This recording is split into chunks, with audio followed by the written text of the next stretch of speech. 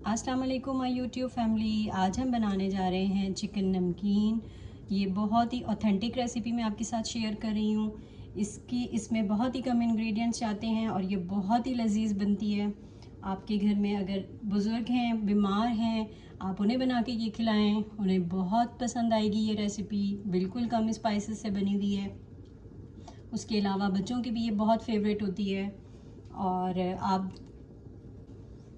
आप इसे मटन में भी बना सकते हैं, बीफ में भी बना सकते हैं। मैं प्रेफर करती हूँ मटन में बनाना। मटन में इसका टेस्ट बहुत अच्छा आता है, लेकिन अभी मैं चिकन में बना रही हूँ।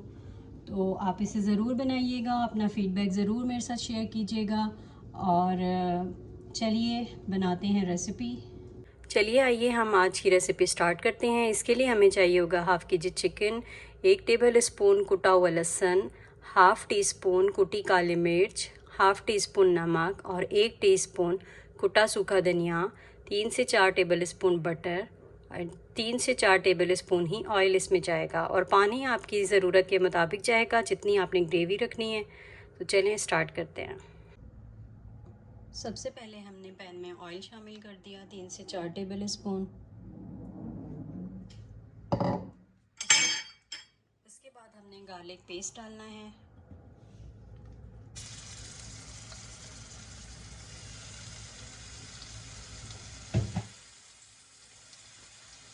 इसे हमने अच्छी तरह फ्राई करना है।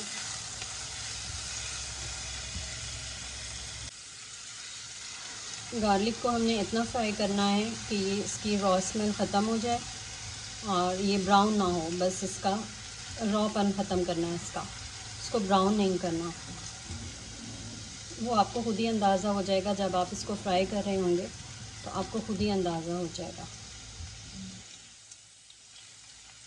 जैसे ही हम देखेंगे खुशबू आने लग गई है गार्लिक की, तो साथ ही हम इसके अंदर चिकन डाल देंगे।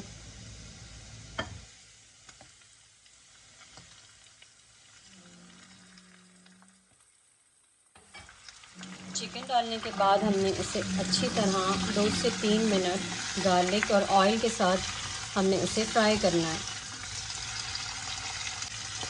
आंच हमारी यहाँ पर तेज़ रहेगी, क्योंकि हम इसे फ्राई कर रहे हैं गार्लिक, ऑयल और चिकन को। जब ये अच्छी तरह फ्राई हो जाएगा, चिकन का कलर बिल्कुल चेंज हो जाएगा, तो फिर हम इसके अंदर नमक डालेंगे। अभी हमने नमक नहीं डालना है।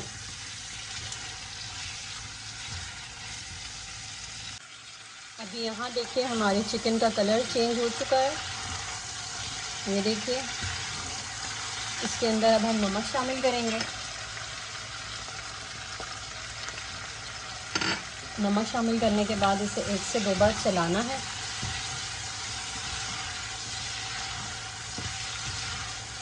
साथ में ही हम इसके अंदर कुटा हुआ सूखा धनिया शामिल कर देंगे। धनिया शामिल करने के बाद भी इसे 1 से 2 बार चलाना है। अच्छी तरह मिक्स करें। मिक्स करने के बाद हम इसके अंदर 1 गिलास पानी डाल के और इसे गलने के लिए छोड़ देंगे। जब चिकन यहाँ मैंने थोड़ा सा पानी और शामिल किया है। मुझे पानी थोड़ा सा कम लग रहा था, क्योंकि जब ये चिकन गल जाएगा तो ये ड्राई हो जाएगा पानी, और फिर इसकी हमें एक ग्रेवी भी चाहिए होती है। तो काली मिर्च हम इसमें बाद में डालेंगे, अभी नहीं। अभी जितना मैंने स्पाइसेस डाले हैं बस इतने ही, नमक, सूखा धनिया, लहसुन, ये तीनों चीज़ें ही डालनी हैं। अब हम इसे गलने के लिए रख देंगे हल्की आंच पे। अभी हम इसकी आंच हल्की कर देंगे। तकरीबन 15 से 20 मिनट में चिकन हमारा गल जाएगा। फिर उसके बाद मैं आपको फ़र्दर बताती हूँ नेक्स्ट प्रोसीजर। अब यहाँ हमने चिकन गलने के लिए रख दिया है। जैसे ही बॉयल आया तो हमने इसे आंच हल्की कर दी। चिकन गल जाएगा, हमारी रिक्वायर्ड ग्रेवी रह जाएगी, तो फिर मैं आपको इसकी मज़ीद स्टेप बताती हूँ कि क्या करना है। अब देखिए 15 मिनट के बाद हमारी चिकन भी गल गई है और इसकी ग्रेवी भी जो है वो खुश्क होने लग गई है। थोड़ी सी और हमने खुश्क करनी है। अभी इसके साथ ही हम इसमें काली मिर्च डाल देंगे।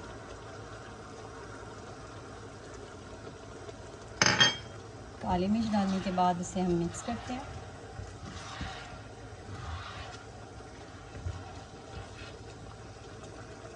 अभी दो से 3 चम्मच हम भर के बटर का डालेंगे। अगर आपके पास सॉल्टेड बटर है तो ध्यान रखिएगा सॉल्ट का। मेरे पास अनसॉल्टेड है तो इसीलिए मुझे कोई टेंशन नहीं है फ़िलहाल कि मेरा नमक ज़्यादा ना हो जाए। अभी इसके अंदर बटर डाल दिया है, बटर डाल के इसको मिक्स करना है। बटर लाजमी डालना है।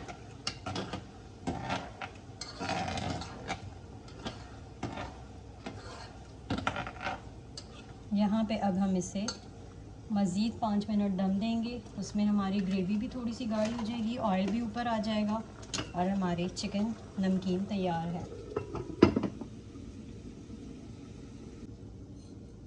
अब हमने इस स्टेज पे चूल्हा बंद कर देना है और इसे दम पे 5 मिनट के लिए छोड़ देना है ताकि ऑयल ऊपर आ जाए। फिर फाइनल लुक आपको दिखाते हैं। जी, यहाँ आप देख सकते हैं हमारी डिश तैयार हो चुकी है। ये देखिए फाइनल लुक। अभी यहाँ दिन के 3:15 बजे हैं। हम इसे डिनर में खाएंगे। बहुत ज़बरदस्त बनती है। इसमें मैं आपको एक टिप देती चलूँ, इस चिकन नमकीन में हम लहसुन जो है वो आम सालन के निस्बत ज़्यादा डालते हैं और फ्रेशली कुटा हुआ लहसुन होना चाहिए, ग्राइंड पेस्ट में नहीं होना चाहिए। लहसुन जितना कुटा हुआ फ्रेश होगा उसका टेस्ट इतना अच्छा आएगा और ग्रेवी जो है वो गाढ़ी होती है लहसुन के पीस से। और बाकी जो है वो आप उम्मीद करती हूँ आपको ये रेसिपी बहुत पसंद आएगी। आप ज़रूर इसे ट्राई कीजिएगा और मुझे फ़ीडबैक ज़रूर दीजिएगा। मुझे दुआओं में याद रखिएगा। Like, share, subscribe and comment ज़रूर कीजिएगा अगर मेरी रेसिपी पसंद आए। दुआओं में याद रखिएगा। अल्लाह हाफ़िज़।